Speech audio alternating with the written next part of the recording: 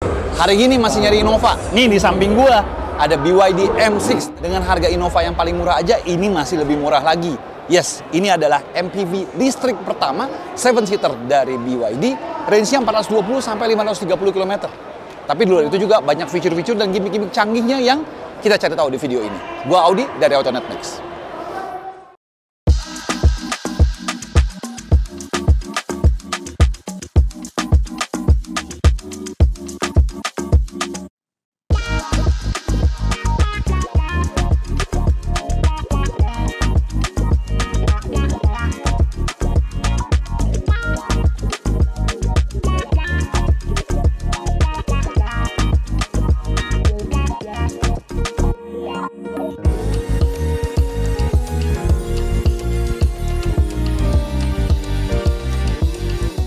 Oke, sekarang kita ngomong sedikit soal desainnya. Si BYD M6 ini dia adalah full size MPV, panjangnya sekitar 4,7 meter alias segede Innova, tapi tampilan depannya tuh agak mirip-mirip kayak Toyota Estima ya atau Previa ya. Jadi dia model-model yang MPV pendek, bukan MPV bongsor tinggi.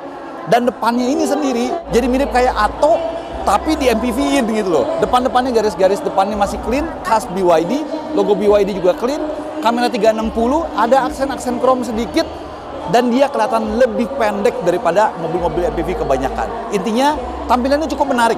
Gimana kalau dari sampingnya? Ya, ini bagian sampingnya. Kalian lihat mobilnya panjang dan pendek ya, profilnya pendek. Peleknya dia pakai ukuran 17 inci, bannya 225/55. Gue bilang sih desain peleknya agak kurang ya. Agak kayak desain pelek tahun 2010-an awal-awal gitu loh, kurang listrik. Cuman kalau lihat lagi dari profil sampingnya, dia kelihatan memanjang. Dan di bagian belakangnya dia agak menurun, sloping kayak gitu. Kita lihat yuk detail belakangnya yuk. Untuk desain bagian belakangnya sendiri, dia masih mirip karakter desainnya khas BYD lainnya. Mirip-mirip kayak Atto, ada nuansa-nuansanya Dolphin. Garis LED-nya menyambung dari kanan ke kirinya, tulisan BYD-nya juga nggak terlalu mencolok-mencolok banget. Dan tulisan EV di sini, dan BYD M6. Sensor parkir, ada garnish chrome sedikit, dan dia sudah bagasi elektrik. Nah, gitu dong. Kita lihat bagasinya seperti apa. Lagi-lagi ini konfigurasinya 7-seater, 232. Ada juga varian yang 6-seater, 222 dengan captain seat bagian tengahnya. Ntar kita lihat ya. Bagasinya segede gini. Sini masih ada tempat penyimpanan sebelah sini. Dan ini kalau kalian turunin, lewat tuas di sini, dia bisa flat sampai bagian depannya. Coba lagi ya. Seperti ini, flat sampai ke depannya. Cakep ya? Mesin sendiri ada dua macam, yang satu 163 PS, yang satu lagi 204 PS, torsinya 310 Nm. 0 sampai 100 katanya bisa 10,1 detik, atau versi yang lebih kencangnya bisa sekitar 8,6 detik saja. Untuk baterai sendiri dia tersedia dalam dua versi, yang satu 55,4 kWh, yang satu lagi 71,8 kWh. Yang baterainya lebih kecil, range-nya 420 km, yang baterainya lebih gede, range-nya 530 km. Semuanya berdasarkan standar NEDC, alias kalau aktualnya 420 mungkin sekitar 340-an bisa dapat, yang 530 mungkin sekitar 400 km bisa dapat di kondisi sesungguhnya. Ya, kita ada di dalam interiornya si BYD M6 di kabin depannya.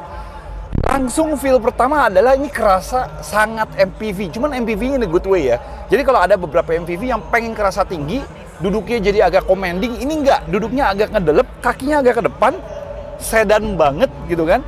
Tapi sayangnya dashboardnya memang agak tinggi sehingga ininya juga agak tinggi. Tapi ada tapinya lagi nih. Yang gue kaget, biasanya ngeliat mobil-mobil BYD itu biasanya dia full LCD screen. Ini enggak. Ini masih ada analognya nih, di kanan kirinya masih ada analog. Dengan MID screen di tengah sini kurang lebih sekitar berapa inci lah, kecil ya, 4 inci, 3 incian. Tapi layar tengahnya sendiri masih sama kayak yang dipakai di Dolphin, 12,5 inci kurang lebih lah. Sisa-sisanya fitur-fiturnya juga masih lengkap, masih sama kayak si Dolphin. Dia ada wireless charging, transmisinya ganti ya, knop putarnya jadi dia knop yang model begini. Terus di sini juga masih ada pengaturan AC, mode, ada sedikit slot, cup holder, dan sini masih ada armrest dengan USB port dan ada transflash di sini. Ada buat memory card di sini, kayak buat peta. Cukup sih, cukup banget.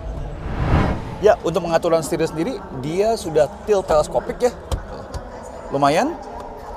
Kursi sendiri dia udah ada pengaturan naik turunnya dan semuanya sudah full elektrik. Kanan kirinya juga sudah full elektrik ya, kebetulan untuk versi yang paling tinggi ini. Di setir sendiri kita bisa lihat dia udah ada adaptive cruise control, ada beberapa pilihan menu di sebelah sininya. Cuman ada cumannya lagi, ini beberapa, biarpun gimana ya, di sininya soft ya, tapi sebelah sininya ini hard plastik banget. Ini hard plastik, ini hard plastik, ini hard plastik, masih hard plastik juga. Jadi kesan mewahnya agak berkurang ya dibandingin sama versi-versi BYD yang lainnya. Tapi baik lagi dengan harga di bawah 400 juta starting from-nya, value-nya sih jadi bagus banget. Untuk bagian sininya kita bisa lihat panoramik yang gede banget, dan ini bukanya dia pakai elektrik ya. Cuman sunshade aja, dan ini cuman panoramik aja, jadi nggak bisa dibuka sama sekali. Dan ada dannya lagi. Ini sayang nih ya, di sini biasanya apa namanya mirror mobil-mobil Chinese gitu, mobil-mobil Tiongkok itu biasanya kelihatan mewah, ini kelihatan cheap. Sayang. Dan ini baris keduanya si BYD M6. Wow. Jadi kita bahas satu-satu dulu ya. Legroom lebih dari cukup, headroom cukup lah ya. Ini masih bisa di recline, masih bisa di recline sampai begini. Tengah sudah ada armrest, oke. Ini juga masih bisa maju mundur, bisa sampai sejauh ini ya, tuh, bisa sampai segini. Cuman ada cumannya dibandingin MPV ICE ya, bensin ya. Lantainya kerasa agak tinggi. Jadi gue duduk dengan postur gue 174. Kaki gue tuh nggak support banget, kecuali kakinya dikedepanin banget. Tuh, kalau gini baru rada enakan. Tapi kalau kayak gini nih, ini kayak agak ngegantung sedikit. Itu aja sih minusnya. Tapi di luar itu beberapa kayak pocket di sini ada, pengaturan AC juga sini ada, USB juga ada, USB-A, ada USB-C, dan ada satu slot di sebelah sininya. Cukup banget. Versi paling mahal itu 419, tapi ada satu versi lagi, nambah 10 juta itu kalian dapetin versi 6-seater atau captain seat di baris keduanya. Ini di baris keduanya captain seat, dia agak beda ya, kursinya jadi dua. Captain seat yang benar-benar bisa kalian atur, recline, maupun maju mundurnya. Dan juga sudah ada armrest di sebelah sini yang kayak pakai ratchet gitu aja bisa diatur. Sejauhnya itu bisa sampai sini. Mundurnya bisa sampai sini. Dan karena dia captain seat, ke tengahnya, akses ke baris ketiganya juga jauh lebih mudah. Sekarang kita coba baris ketiganya. Pertama kali, gimana cara masuknya? Ternyata tinggal dilipat langsung. Dia akan rata, dan ini bisa digeser ke depan. Cuman, akses masuknya nggak lega-lega banget. Jadi kalau biasanya kalau mobil-mobil Jepang ya, tip and tumble itu dia, base-nya itu bisa sampai mentok banget, dan itunya bisa tidur, aksesnya lebih gampang. Ini kita harus agak ngelengkah. Nah, kayak gitu. Jadi nggak gampang-gampang banget. Dan kelihatan banget mobil ini, dia konversian dari setir kiri ke setir kanan. Karena joknya ini 40-nya dia di sebelah kanan. Jadi penumpang suruh masuk dari sisi supir. Padahal biasanya sisi 40-nya itu seharusnya di sebelah kiri. Penumpang masuk dari sisi sana. Ini kelihatan banget dia konversi setir, tapi nggak dikonversi bangkunya. Coba kita lihat space-nya gimana. Ini masih bisa dimundur gitu.